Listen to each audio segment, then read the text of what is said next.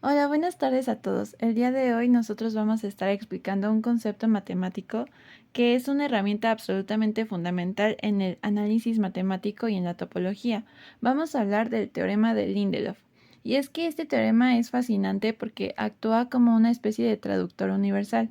Literalmente toma el caos del infinito incontable y lo reduce a algo que es manejable, así que podemos listar y contar. Así que, pues vamos a descubrir cómo las matemáticas logran ponerle orden al infinito. Para que tengamos una idea clara, lo que vamos a estar haciendo en este video es primero empezar con los ladrillos de la topología, luego los espacios del segundo conteo y luego cruzamos el puente de Lindelof. Checamos su conexión con la compacidad y al final lo aplicamos a espacios métricos. Así que vamos a comenzar con la primera sección, ladrillos de la topología. A ver, el punto de partida absolutamente crucial aquí es comprender qué es una base de una topología. Imaginemos un espacio topológico como si fuera un camión enorme pero lleno de gravilla.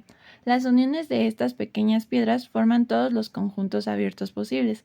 O sea, si rompemos las piedras para hacerlas todavía más pequeñas, nuestra colección de conjuntos abiertos se amplía y terminamos con una topología mucho más fina. Matemáticamente hablando, una base es exactamente esta colección de subconjuntos. Son los elementos básicos que nos permiten construir cualquier otro conjunto abierto con el simple hecho de unirlos. Son literalmente los ladrillos de la topología. Pensemos en cómo se visualizan estos ladrillos ya en la práctica, usando un par de ejemplos súper clásicos en un plano.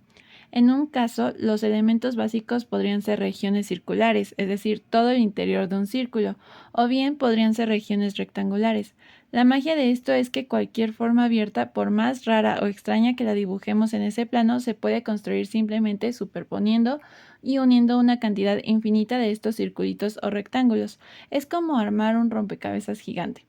Y esto nos lleva a ilustrar una de las reglas de oro indiscutibles para que algo sea considerado una base. Si tomamos dos de estos elementos básicos y los superponemos, bueno, la intersección que se forma en medio también debe poder construirse con estos mismos ladrillos. Pasamos a la sección 2, espacios de segundo conteo. Un espacio de segundo conteo suena complicadísimo, ¿no? Pero la definición es sorprendentemente elegante. Decimos que un espacio topológico es de segundo conteo si tiene una base que es numerable. ¿Y qué significa numerable en este contexto? Pues simplemente que podemos asignarle un número entero positivo a cada uno de los elementos de esa base y hacer una lista ordenada B1, B2, B3 y así nos vamos hasta el infinito.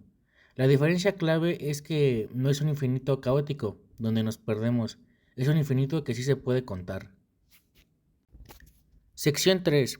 El puente de Lindelof. Esta frase de verdad captura la esencia pura del teorema. En topología, tener que lidiar con colecciones incontables es más o menos como intentar contar las gotas de agua que hay en el océano. Matemáticamente es una pesadilla extenuante. Por aquí es donde entra este teorema, actuando como un puente milagroso. Nos da la capacidad de cruzar desde ese océano salvaje de conjuntos enormes e incontables a un terreno superseguro e innumerable.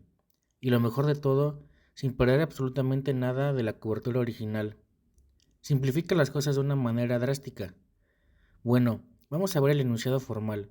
Lo que establece es que si un espacio es de segundo conteo y tenemos un recubrimiento abierto cualquiera, por más inmenso e incontable que parezca, siempre para siempre va a existir una subcolección numerable que va a seguir cubriendo todo el espacio.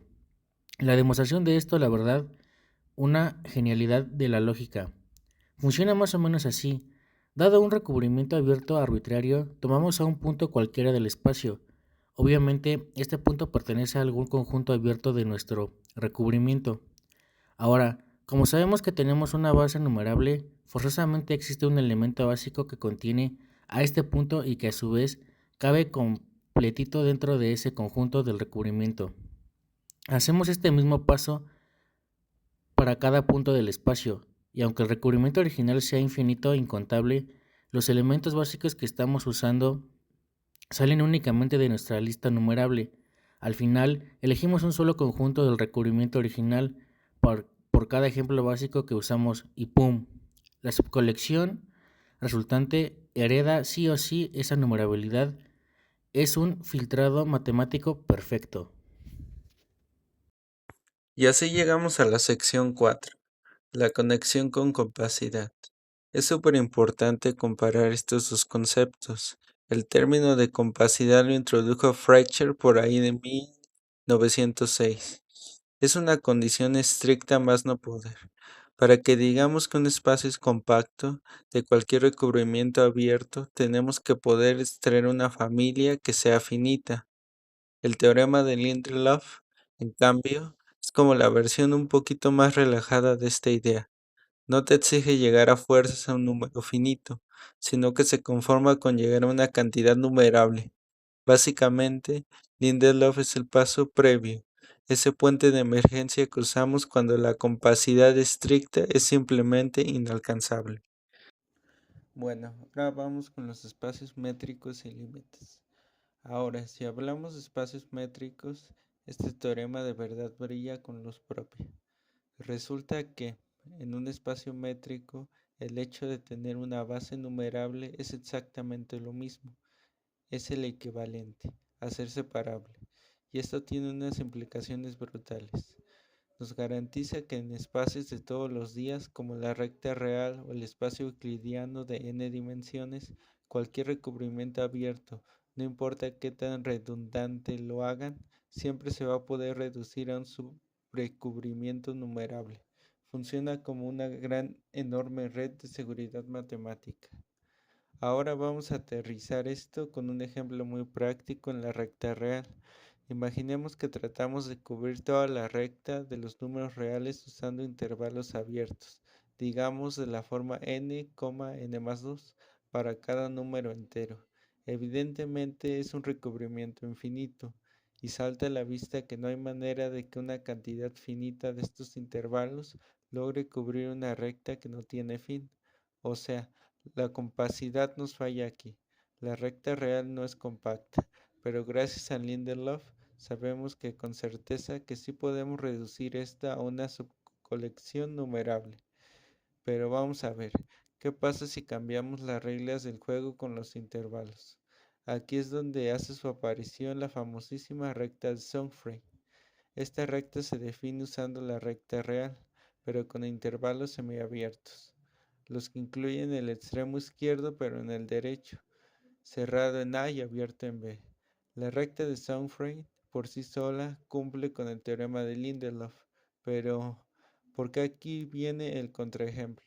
Si tomamos el producto de esta recta consigo misma, creamos algo llamado el plano de Somfrey.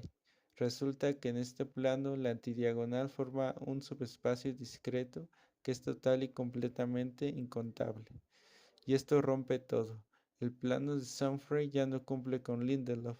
Es una forma superdidáctica de ver cómo estas propiedades topológicas pueden fallar de formas loquísimas, y que la verdad no siempre se hereda nada más por no multiplicar espacios. Bueno, ahora vamos a utilizar Python para visualizar algunas ideas centrales del teorema de Lindelof. La intención no es demostrar formalmente el teorema con código, porque estamos trabajando con conceptos topológicos abstractos. Lo que estamos buscando es construir una intuición visual de tres ideas: las bases topológicas, recubrimientos abiertos y la diferencia entre compacidad y la propiedad de Lindelof. Bueno, la primera gráfica observamos un conjunto abierto representado mediante una región circular grande. Dentro de esta región aparecen varios círculos pequeños. Estos círculos pequeños representan elementos básicos de una topología. La idea es que una base topológica funciona como una colección de ladrillos. A partir de estos ladrillos, mediante uniones, podemos construir conjuntos abiertos más grandes. Por eso, aunque el conjunto abierto pueda verse como una región completa, topológicamente lo podemos entender como la unión de muchos elementos básicos. Esta es la idea fundamental porque el teorema de Lindelof trabaja precisamente con bases numerables. Ahora vamos a pasar a un ejemplo más concreto, que es el recubrimiento abierto del intervalo 0,1. En la gráfica, la línea horizontal representa el intervalo 0,1. Encima de ella aparecen varios intervalos abiertos. Cada uno cubre una parte del intervalo y todos juntos cubren completamente a 0,1. Esto es lo que llamamos un recubrimiento abierto, una colección de conjuntos abiertos cuya unión contiene el espacio que estamos estudiando. En esta nueva gráfica vamos a seleccionar solo algunos de los intervalos anteriores. Lo importante es que aunque usamos menos intervalos, todavía logramos cubrir todo el intervalo de 0 a 1. Esto ilustra la idea de sobrecubrimiento. No necesitamos quedarnos con toda la colección original, sino que podemos elegir una parte de ella que siga cubriendo el espacio. Esta es precisamente la intuición detrás del teorema de Lindelof. Aunque tengamos un recubrimiento abierto muy grande, incluso incontable, bajo ciertas condiciones podemos extraer un sobrecubrimiento numerable. En esta siguiente gráfica observamos una parte de la recta real cubierta por intervalos abiertos de la forma n,n+2, donde n recorre los números enteros. Esta colección es infinita, pero es numerable, porque los enteros se pueden listar. Va de -2, -1, 0, 1, 2 y así se sigue. La idea importante es que la recta real puede cubrirse mediante una familia numerable de intervalos abiertos. Esto conecta con la propiedad de Lindelof. En espacios adecuados, como los espacios métricos separables, todo recubrimiento abierto admite un subrecubrimiento numerable. Pasamos a la siguiente, que sería como la diferencia con compacidad. Finalmente, vamos a compararlo. En esta gráfica se muestran solamente algunos intervalos abiertos, es decir, una cantidad finita. Podemos ver que estos intervalos cubren solo una parte de la recta real, pero no toda. Esto muestra por qué el reno es compacto. No siempre podemos reducir un recubrimiento abierto a un sobrecubrimiento finito. Sin embargo, sí se cumple la propiedad de Lindelof, porque podemos trabajar con sobrecubrimientos numerables. Y con estas visualizaciones nos permiten distinguir claramente tres ideas. Primero, una base topológica nos da los ladrillos para construir abiertos. Segundo, un recubrimiento abierto cubre un espacio mediante conjuntos abiertos.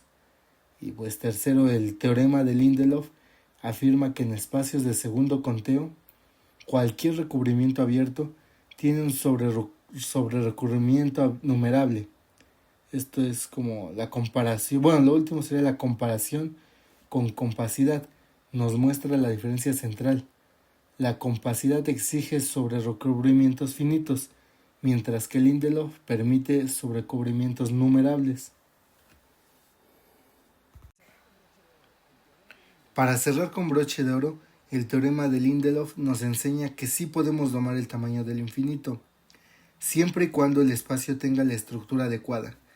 Pero esto nos deja con una pregunta bastante profunda para reflexionar.